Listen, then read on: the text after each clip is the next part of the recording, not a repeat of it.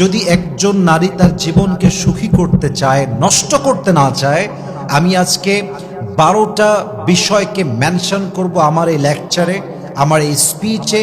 এই 12টা বিষয় যদি কোনো নারী ফলো করতে পারে, তার জীবনকে সুখময় করবে একজন। বলেন সবাই, তিনি কে? First of all, I would like to divide this topic into two parts. এই পুরো বিষয়টাকে আমি দুইটা ভাগ করছি। Number one, when the girl is unmarried, I mean যখন মেয়েটা সিঙ্গেল, বিয়ে হয় নাই। Number two, when she is married, যখন সে বিবাহিত।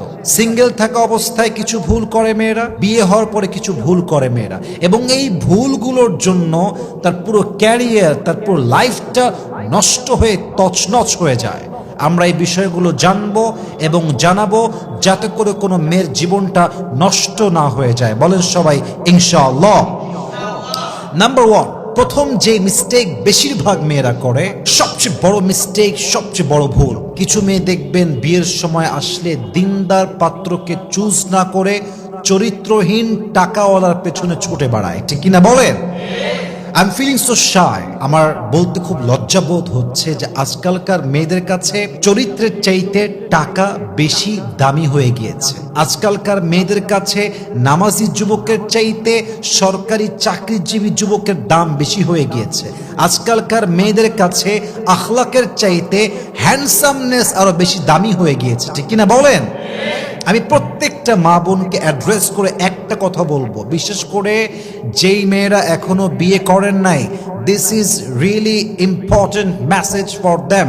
Please pay your attention, listen to me with full concentration. প্রত্যেকটা বোনকে বলবো, প্লিজ আমার এই কথাটা দিল থেকে শ্রবণ করবেন, মাথায় রাখবেন। বিয়ের জন্য আপনি পছন্দ করবেন এমন একজন পুরুষকে যার কথা আপনি বলতে প্রাউড ফিল করবেন, এমন একজন পুরুষকে লাইফ পার্টনার বানাবার ড্রিম দেখবেন, যার কথা বাসায় বলতে আপনার ভেতরে গৌরব কাজ করবে। এমন একজন পুরুষকে আপনি আপনার লাইফ পার্টনার হিসেবে চুজ করবেন, এমন একজন পুরুষকে চুজ করবেন যে পুরুষ সাপোর্টিভ হবে, আপনার সুখে দুঃখে আপনার পাশে থাকবে, আপনার ইমোশনকে বুঝবে, আপনার কষ্টগুলোকে নিজের কষ্ট ভেবে ফিল করে শুনবে। এমন একজন পুরুষকে চুজ করবেন যে তার দায়িত্ববোধ পালন করতে পারে, যে তার ক্যারিয়ারে ফোকাসড, অলওয়েজ ক্যারিয়ারে ফোকাসড, সে তার আউল ফাউল কাজের টাইম নাই। এমন যুবক যে দিনদার এবং ক্যারিয়ারে ফোকাসড, এমন যুবক বিয়ে করলে আপনার জীবনটাকে জান্নাত বানায় দিবে একজন। তিনি কে? এজন্য আল্লাহ তাআলা বলেছেন, ওয়ালা আবদুম মুমিনুন খায়রুম মিন মুশরিকি ওয়ালাউ আ'জাবাকুম। আল্লাহ তাআলা বলছেন একজন মুমিন বান্দা মুশরিকের চাইতে অধিক বেশি উত্তম, যদিও তোমার তাকে পছন্দ হয়। এর দ্বারা উদ্দেশ্য হচ্ছে একজন যুবক যার ভিতরে ঈমান আছে, তাকওয়া আছে, চরিত্র ঠিকঠাক, নামাজি, নামাজ কালাম পড়ে দাঁড়িয়ে আছে, সুন্নাহ মেইনটেইন করে চলে, ওই যুবকটা ওই যুবকের চাইতে উত্তম যেই যুবক নামাজ পড়ে না, দাড়ি নাই, টুপি নাই, যদিও অনেক টাকার মালিক অনেক, বাট চরিত্র খারাপ। তার চাইতে হাজার গুণ বেশি উত্তম সেই যুবক যার টাকা কম বাট চরিত্র ভালো, ঠিক কিনা বলেন? Characterful man is better than characterless man. চরিত্রবান যুবক চরিত্রহীন পুরুষের চাইতে হাজার গুণ বেশি উত্তম, ঠিক কিনা বলেন? এই জন্য প্লিজ যখনই বিয়ের সময় আসবে, আপনি চরিত্রবান যুবককে বিয়ে করবেন, দিনদার যুবককে বিয়ে করবেন। আল্লাহ প্রত্যেকটা মা বোনকে বোঝার তৌফিক দান করুক, পড়েন সবাই আমিন। 2 নাম্বার, এই ক্রাইমে অনেক মেয়েরা আজকাল জড়িত হয়ে গিয়েছে। বেশিরভাগ মেয়ে দেখবেন বিয়ের আগেই নিজের ইজ্জত, নিজের সতীত্ব বিলীন করে দেয়, এবং এটা বড্ড লজ্জাজনক বিষয় যে একজন মেয়ে যখন তার বয়ফ্রেন্ডের কাছে হারামভাবে নিজের ইজ্জত, সতীত্ব বিলীন করে দেয়, সে তার স্বামীর সবচেয়ে বড় হক নষ্ট করে দেয়। একজন মা হওয়ার সবচেয়ে বড় পরিচয় যে হতো, তার যে গৌরব হতো আমি পবিত্র একজন নারী, সে তার পবিত্রতা নষ্ট করে ফেলে। এবং এই দাগ যখন নারীর জীবনে লেগে যায়, নারীর জীবন নষ্ট করতে আর কিছু দরকার হয় না। এই একটা কলঙ্কের দাগ তার জীবনকে নষ্ট করতে যথেষ্ট হয়ে যায়, ঠিক কিনা বলেন? এই জন্য আল্লাহ তাআলা বলেছেন, ওয়ালা তাকরাবুজ জিনা ইন্নাহু কানা ফাহিশা। আয়াতের ব্যাখ্যা কতটা গভীর কথা। Just try to imagine this আয়াত, একবার ভাবেন। আল্লাহ বলছেন জেনা করো না, ব্যাপারটা এরকম নয়। জেনা করো না ব্যাপারটা এরকম নয়, বরং তোমাকে যেই কাজটা জেনার দিকে ডাকতে পারে এমন কাজের আশেপাশেও যেও না। আল্লাহু আকবার। যেখানে জেনার আশেপাশে যাওয়াও উচিত নয় সেখানে নারীরা বিয়ের আগে ইজ্জত বিলীন করে দিচ্ছে। আল্লাহ আমার প্রত্যেকটা মা বোনকে হেদায়াত দান করুক, পড়েন সবাই আমিন। 3 number, it's a very very important. এটা হয়তোবা আপনাকে আগে কেউ বলে নাই, হয়তোবা আমি আজকে আপনাকে বলছি, একটু মাথায় বুঝে শুনে শুনবেন, লিখে রাখেন কথাটা আমার। 3 নাম্বার, মেয়েদের জীবনের সবচেয়ে বড় ভুল হচ্ছে অবৈধ প্রেম তো করেই করে, এগুলোর এভিডেন্স রেখে দেয়। এটা কিন্তু খুব মারাত্মক অন্যায়। একটা হচ্ছে আপনি অন্যায় করছেন গোপনে, পরে তওবা করলেন, শেষ, দ্য ম্যাটার ইজ ক্লোজড। কিন্তু আপনি অন্যায় করছেন অবৈধভাবে, রেস্টুরেন্টে যাচ্ছেন ছবি তুলছেন, হোটেলে যাচ্ছেন ছবি তুলছেন, রাস্তায় ঘুরছেন ভিডিও করছেন, বয়ফ্রেন্ডের গায়ে শুয়ে আছেন ভিডিও করছেন।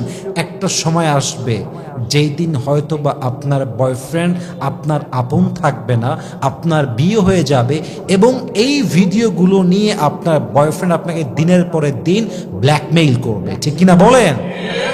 মেয়েরা বোঝে না, এই কমন সেন্সটা নাই। এই এভিডেন্স একজন মেয়ের সাংসারিক জীবনকে নষ্ট করতে এনাফ হয়ে যায়। একজন মেয়ে বিয়ে করছে এই কথা বলে যে আমি আপনার কাছে প্রথম আসলাম, আমার প্রথম স্পর্শের জায়গা আপনি, কিন্তু বিয়ের পরে যুবকটা তার প্রত্যেকটা নষ্টামির এভিডেন্স পাচ্ছে হাতে নাতে। আচ্ছা বলেন তো, যে যুবকটা একজন মেয়েকে বিয়ে করলো পবিত্র, সতী, সাধী, চরিত্রবান নারী মনে করে, বিয়ের পরে সে দেখলো তার চরিত্রে কলঙ্কের দাগের শেষ নাই, তার বিরুদ্ধে এভিডেন্সের শেষ নাই, তার চরিত্রে কালেমালে পনের কোনো শেষ নাই, বিশ্বাস রাখেন যুবকের মনটা ভেঙে যাবে এবং হতে পারে এই সংসারটা অচিরেই তালাক পর্যন্ত গড়িয়ে যাবে, ঠিক কিনা বলেন?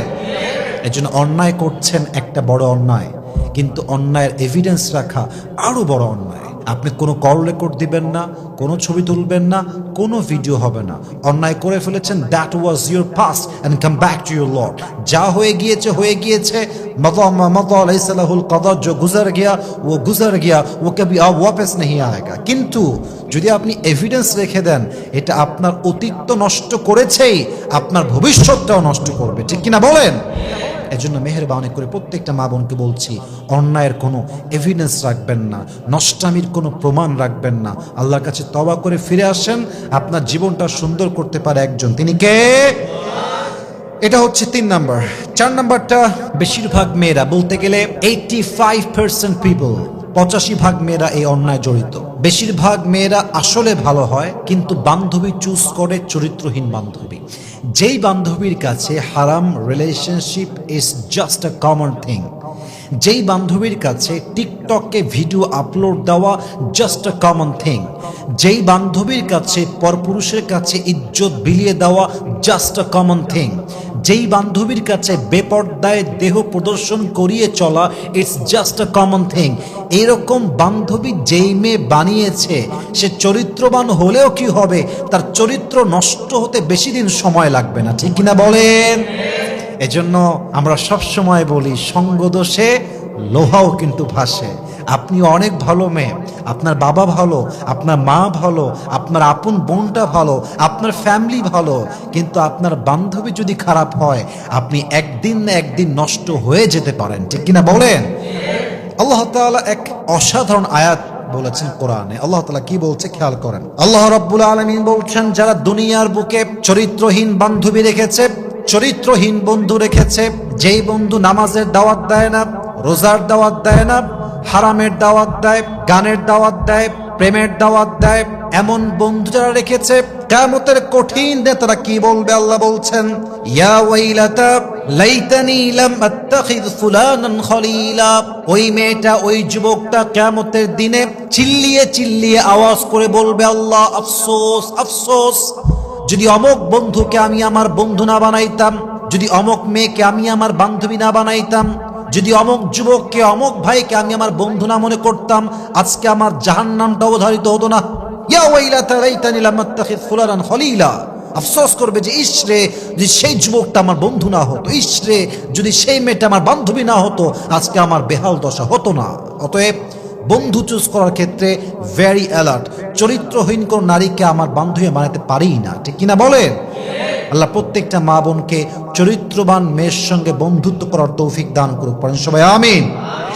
এই হচ্ছে 4 নাম্বার। 5 নাম্বার হচ্ছে মেয়ে মানুষের ফল্ট। এটা হচ্ছে মেয়েদের একটা ন্যাচার। মেয়ে মানুষ বিশ্বাস করে খুব সহজে, এবং মেয়েদের বিশ্বাসটা এতটা সহজ সরল, যাকে তাকে বিশ্বাস করে ফেলে, যাকে তাকে ট্রাস্ট করে ফেলে, এবং মেয়েদের অর্ধেক জীবনের চাইতে বলতে গেলে পুরো জীবনটাই নষ্ট হয়ে যায় ভুল মানুষকে বিশ্বাস করার জন্য, ঠিক কিনা বলেন?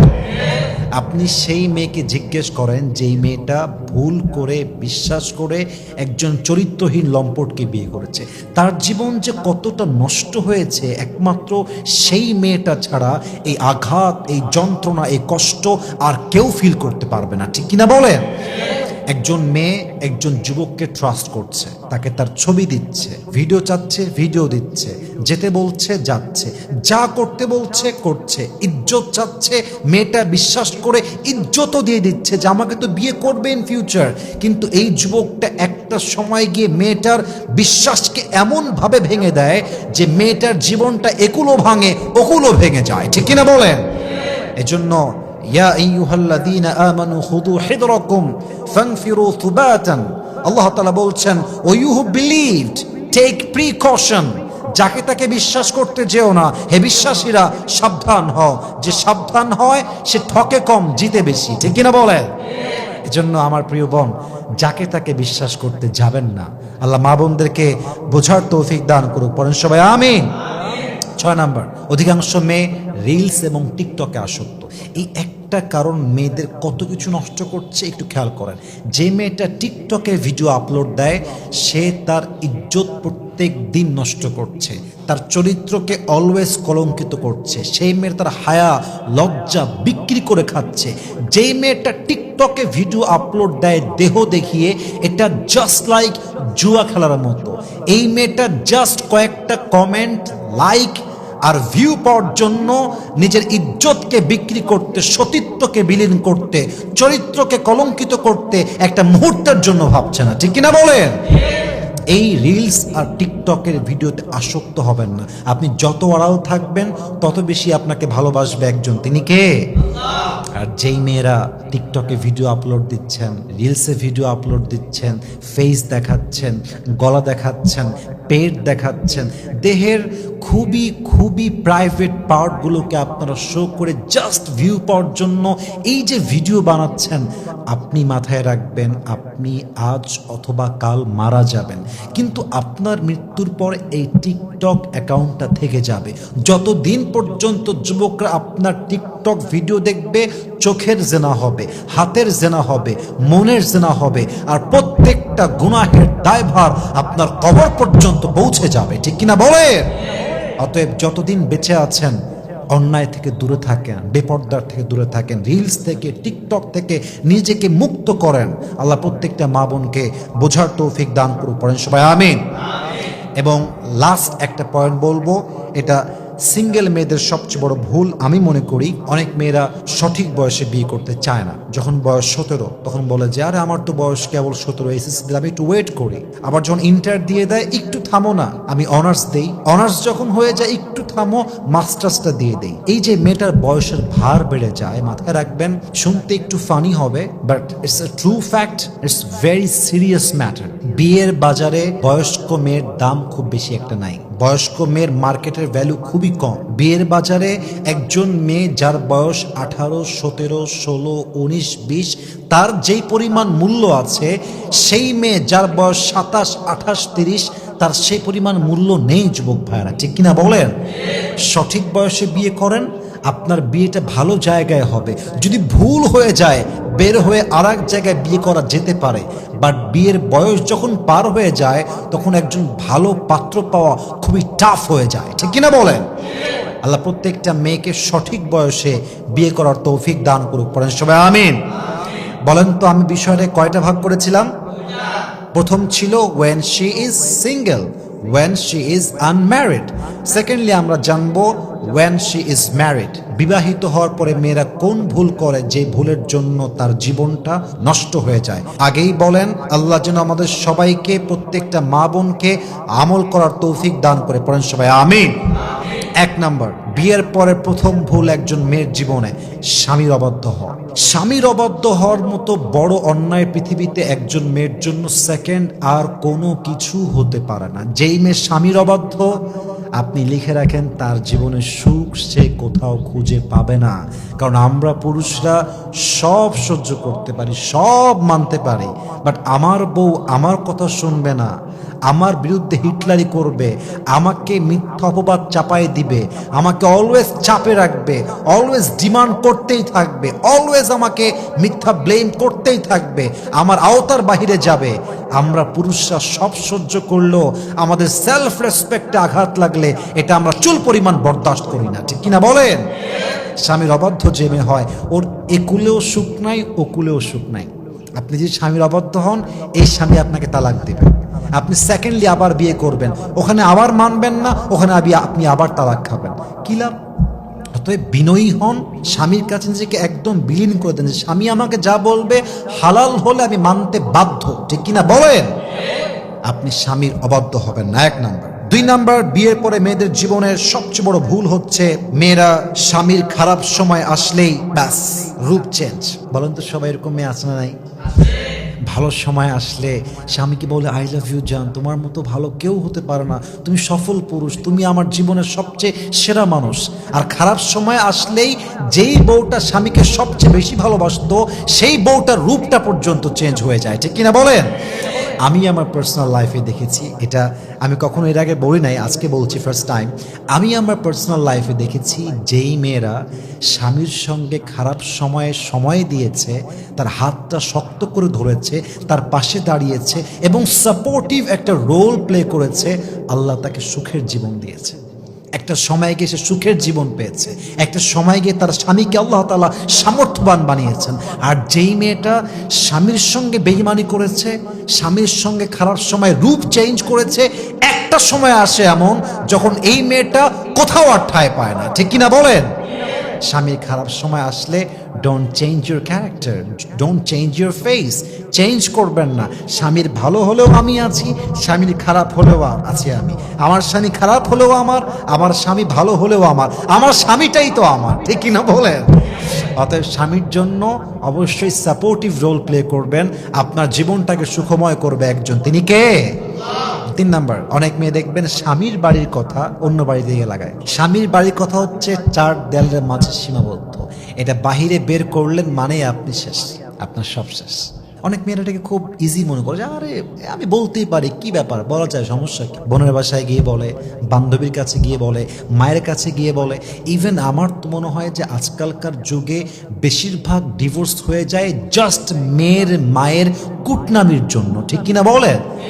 মেয়ের মা মেয়েকে কল দিয়ে দিয়ে কুটনামি শেখায়, এইটা করবি, ওইটা করবি না, ওইটা বলবি, এইটা বলবি না, এমনে এমনে এমনে এমনে শিখায় দেয়।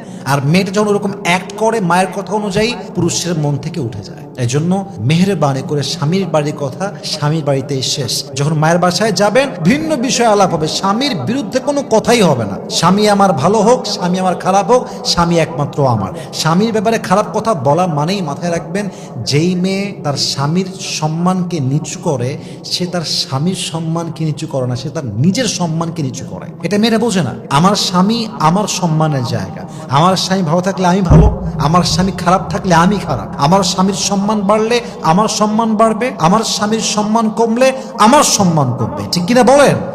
অতএব স্বামীর বাড়ির কথা কোনোদিন মায়ের বাসায় হোক, বান্ধবীর বাসায় হোক, বোনের বাসায় হোক, কখনো বলতে যাবেন না। আল্লাহ মেয়েদেরকে বোঝার তৌফিক দান করুক, পড়েন সবাই আমিন। আর জাস্ট দুইটা কারণ বলতে চাই। 4 নাম্বার কারণটা হচ্ছে বেশিরভাগ মেয়েরা বিয়ের পরে অতিরিক্ত জেদ এবং ডিমান্ড করে।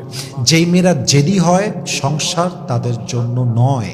সংসার হচ্ছে সেই মেয়েদের জন্য যারা স্যাক্রিফাইস করতে পারে, যাদের মাঝে স্যাক্রিফাইস করার একটা মেন্টালিটি আছে। যেই মেয়েরা জেদি হয়, যাদের ডিমান্ড আকাশচুম্বী, এটা চাই, ওটা দাওনি কেন, এটা দাও না কেন, এখনই দাও, এখনই লাগবে, এই মেয়েদের জন্য সংসার নয়। আই এম সো সরি, এদের জন্য সংসার নয়। সংসার হচ্ছে স্যাক্রিফাইসের জায়গা, সংসার ত্যাগের জায়গা, সংসার মানিয়ে নেওয়ার জায়গা। সংসার এমন একটা জায়গা, আপনি দেখছেন আপনার সামনের মানুষটা ভুল, তবুও চুপ থেকে সবর করার নামই হচ্ছে সংসার, ঠিক কিনা বলেন?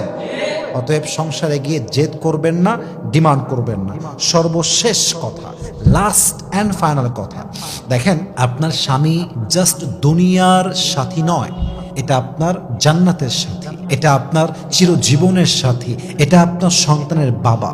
অতএব স্বামীর কাছে যখন যাবেন, যদি আপনার জীবনে এমন কোনো অতীত থাকে, এমন কোনো দাগ থাকে, এমন কোনো বিষয় থাকে যে বিষয়টা উল্লেখ না করলে বিয়ের কয়েকদিন পরে প্রমাণিত হয়ে যাবে, আমি আবারও বলছি, এমন কোনো চরিত্রের দাগ, কলঙ্কের দাগ যা আপনার স্বামী জানলে আপনাকে তালাক দিতে পারে, আপনার সঙ্গে সংসার ভাঙতে পারে, এটা বিয়ের আগে বলে দেন যে দেখেন আমার অবস্থান এইরকম এবং এটা আজ হোক কাল হোক প্রকাশিত হয়ে যাবে আপনার কাছে। অতএব আমি আগেই সারেন্ডার, আমার এই মিস্টেকটা আছে, আমার এই কলঙ্কটা আছে, হতে পারে আমি ডিভোর্সি, হতে পারে আমার অন্য কোথাও অবৈধ সম্পর্ক ছিল, হোয়াট এভার ইট ইজ, যেটা প্রকাশিত হবেই একদিন, এটা আগেই বলে দেওয়া উত্তম। কারণ আপনি যখন আপনার চরিত্রকে গোপন রেখে বিয়ে করেন, আপনার স্বামী আপনাকে ভালো ভেবে বিয়ে করে, আর যখন বিয়ের পরে চরিত্র খারাপ প্রমাণিত হয়ে যায়, আপনার স্বামীর মনটা ভেঙে চুরে চূর্ণ বিচূর্ণ হয়ে যায়, ঠিক কিনা বলেন? অতএব বিয়ের পরে এসে এই বেঈমানিটা করবেন না। আল্লাহ প্রত্যেকটা মা বোনকে এই 12টা ভুল থেকে বেঁচে থাকার তৌফিক দান করুক, পড়েন সবাই আমিন। এবং প্রত্যেকটা মা বোনকে আল্লাহ তাআলা এই প্রত্যেকটা বিষয় থেকে সাবধান হয়ে চলার তৌফিক দান করুক, পড়েন সবাই আমিন।